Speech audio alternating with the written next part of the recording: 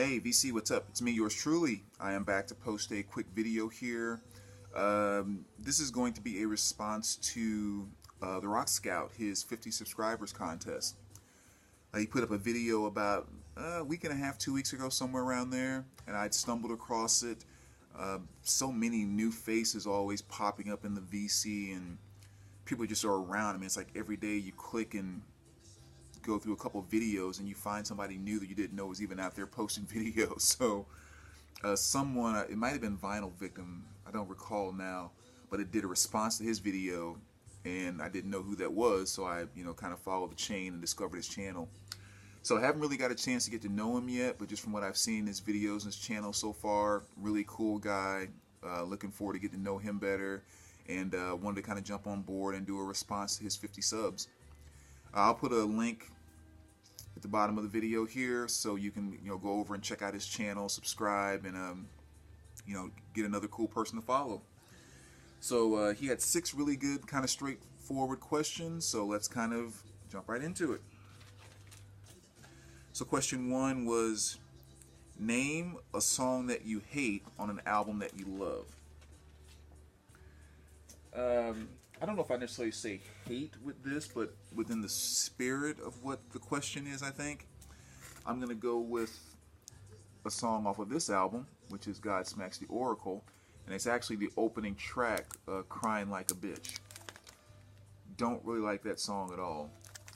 And one kind of a quick explanation to why, one thing that I've always heard Eddie Trunk say, which I definitely believe wholeheartedly, is he says, it's always so tough for a band with their sophomore album and follow-up albums, because they have their whole lives up to that point to make that first album. And so, years and years and years and all these experiences to choose from, and all that good stuff. And they collect all these great songs and like, okay, finally we're ready to make an album. And they make that album and it goes huge. It's big, and all of a sudden they're famous and they're touring like crazy and blah blah blah. It's like, and in the midst of their lives making those changes and all that chaos, the record label comes along and says, well, you got like 10 months or 12 months to make the next one. And it's it's just kind of like, God, we got to do what we did in a lifetime now in just a year with all this other chaos going on. And so that's sometimes you kind of see the downfall after those great debut albums and so forth. Well, I've always liked Godsmack, and I thought their second album, that was their debut, which was fantastic. And I thought Awake, their next album, was just as good. Then you had Faceless and you had Four, and I thought those were great albums. But one of the things that I started to really kind of feel after Four was that Sully's lyrics were starting to really kind of take a downturn from what I thought were great about his lyrics on the earlier albums. So I mean, it's not like he was trying to get overly deep and abstract and all of that, but you can tell that a lot of his lyrics earlier on came from his life experiences, especially if you read his autobiography. He talked a lot about where songs came from and everything else. And that was always something I really connected with Godsmack, because they may not be the most technical playing band and all of that, but it's like with what they did, it resonated with me, which is why I think they're freaking fantastic. But yeah, the drop off in the lyrics would be the only criticism that I really have about Godsmack's later work. And when I bought this album and put on that first track and listened to Crying Like a Bitch, that was like the first thing that jumped out at me was like, Crying Like a Bitch. It's like that sounds like I would guess that would be the title of a song that someone would make if they were like in junior high, hanging out at a buddy's house, and they were just strumming around on a guitar while they were playing Warcraft or whatever else, and just decided to title the song Crying Like a Bitch. Like it just seemed that juvenile-ish to me, and just quite frankly below what I know Sully has done and is capable of doing and did in other places on this album.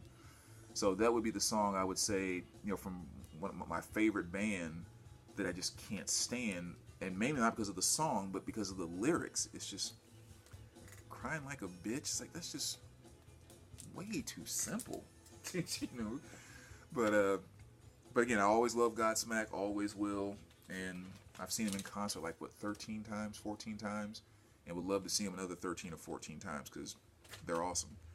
Um, Next, song that you love on an album that you hate. Again, in the spirit of that question, and I actually just swapped this one out a few minutes ago because I was going to use most of the time off of "Oh Mercy" by Bob Dylan, and I'm thinking about it more in the context of how great the song is, that the rest of the album doesn't even come close to hanging with the greatness of this particular song. And that's the way I felt about most of the time off of "Oh Mercy" by Bob Dylan, because that's probably one of my top 3 favorite Bob Dylan songs of all time, and the rest of the album is not anywhere close to top 3 Bob Dylan work. Still good stuff, but anyway, I decided to go with, I swapped it out last second for this one here, which is Special Ed, The Youngest in Charge. And if you're not an old school hip hop fan, you probably are not familiar with Special Ed, but this is back in the early days of you know, the pure nature of rap and hip hop to me. The early days of MTV raps and stuff like that.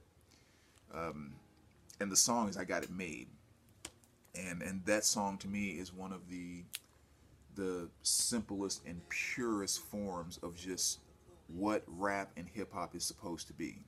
I mean, it's a simple beat, simple guitar rhythm with a guy just rapping on top of it, and he's not talking about shoot 'em up, bang bang. He's not talking about how many hoes he can bang. He's not talking about blah blah blah.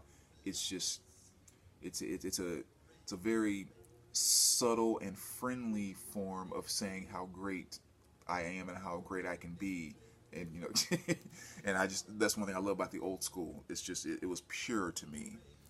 It was more about the art form than about necessarily the individual, and I think that song just really encapsulates that as much as any. So I would say, compared to the rest of the album, that song has so much more meaning to me than the rest of the album. That's what I'm going to choose within the spirit of that question. Favorite 90s debut album? Of course, from 1990 to 1999, there's a lot of choices in there for sure. But I'm going with the one and only Stone Temple Pilots Core. Fantastic album. I mean, you guys know this album from top to bottom. Great songs. But one of the main reasons why I pull this is I still claim to this day this is one of the heaviest albums I have ever heard. And obviously, we all have maybe subjective meanings to what's heavy. Some people tend to think the more, thrash you go, or the more down tuning or death metal you go, or whatever else that, kind of correlates with heavy. But to me, heavy is more about the thickness of the punch is more so what it's about, not necessarily how fast or how wild or how extreme you're punching. And when it comes to just the thickness of the punch of the music, there's no album that does it more than what Stone Temple Pilots did here on Core. And again, when I was thinking about it earlier, right before I made the video, it's almost like the difference between, when you punch something with your fist, you're throwing your fist forward, same amount of force, same speed or whatever. It's like the difference between hitting and punching through like a banner that a football team might run through coming onto the field, and that same amount of force in that same fist hitting like a piece of beef, like a side of beef. I just saw Rocky a couple of days ago, so maybe that analogy is kind of fresh in my mind. It's like the thickness that you hear when it hits the thickness of that beef, like that's what this album does with the rhythms and the beats. It's just there's a thickness to it that I just freaking love, absolutely love it. So that's what I'm gonna go with for my favorite 90s debut album. And not to mention, the songs are good. So when you put that on top of the songs being good, it's just like, how can you not love that one to death? Next one here, favorite album closer. Another easy one. We're going to go with Stevie Wonder's Talking Book. One of my top 3 favorite songs by Stevie Wonder is I Believe. and that is the closer on this album. So that definitely has to be, you know, one of my favorite closers right there. Fantastic song, you know, definitely Stevie in his prime. I don't know if he ever didn't have a prime. His whole career pretty much is his prime. But yeah, I Believe, love it to death. Maybe those of you that aren't familiar with right off the top of your head, the closing song to the movie High Fidelity, when the credits roll in, that was I Believe by Stevie Wonder. Next we have favorite long song. So song that's over 8 minutes long. A lot of good classics to pick from there, of course, but I'm going to go with Psychedelic Pill. And the song is Ramada Inn by Neil Young. And I think that song is, if I recall, it's like 20 minutes long. It's like 19, 20 minutes long. But I think one of the things that really kind of notes if a long song is a great song or just how great it is, if you can sit there for 20 minutes and listen to it, and you actually want to go back and hit repeat and listen to it again. You know, a lot of long songs, it's like, you know, you take it in and, you know, I may not listen to that for some time now, but this song I could put on repeat and just listen to it over and over, and it's just fantastic. You know, Neil has this great, what do you call it? I guess like psychedelic guitar sound. You know, it's kind of thick, you know, and it's just like I don't know all the proper music terminology, but it's just like there's this hook or rhythm they just keep playing over and over, and he just keeps doing these little mini solos over and over in between it, always ending at the same place on each solo too. And it's just freaking awesome, man. Neil is just amazing, you know. So that's without question my favorite long song. And last but not least, a band that you have the most material of. And this just actually hit me as I was sitting here talking right now. I forgot to take a certain artist into account. So I know just based on studio albums and what I have on cassette, vinyl, and CD, you know, Kiss would be the band that I have the most stuff by. You know, I have all of, let's say, Iron Maiden's studio albums on vinyl and CD, and most on cassette. Same thing with Metallica and all of that, but you know, just with the sheer number of Kiss albums that are out there, you know, it's kind of hard not to have the most. But what I didn't consider, and I didn't even count, is my John Coltrane collection. And it just hit me now. Because between CDs and vinyl, I might have just as much, if not more, Coltrane than Kiss. I have to check that out after I finish making this video, because I'm curious now. But anyway, Kiss will be the answer to that. And I decided to pull out one of my favorite Kiss albums, which is Crazy Nights. I know you have some Kiss fans that are, you know, more early Kiss fans, more they're late or hate late Kiss and blah blah blah. But you know, I love 80s Kiss just as much as I love early Kiss. Matter of fact, I would probably say I liked more 80s Kiss, and over the course of my adult life, I've gone back and discovered more older Kiss. But yeah, Crazy Nights is a freaking awesome album.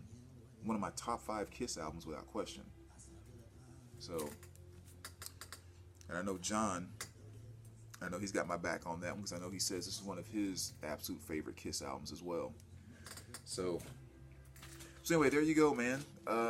Again, congratulations on the 50 subs. Glad I got a chance to kind of jump on board and do a response to your video. Again, VC, go over to his channel, check him out, subscribe, and we'll talk to you guys soon. All right, take care, VC.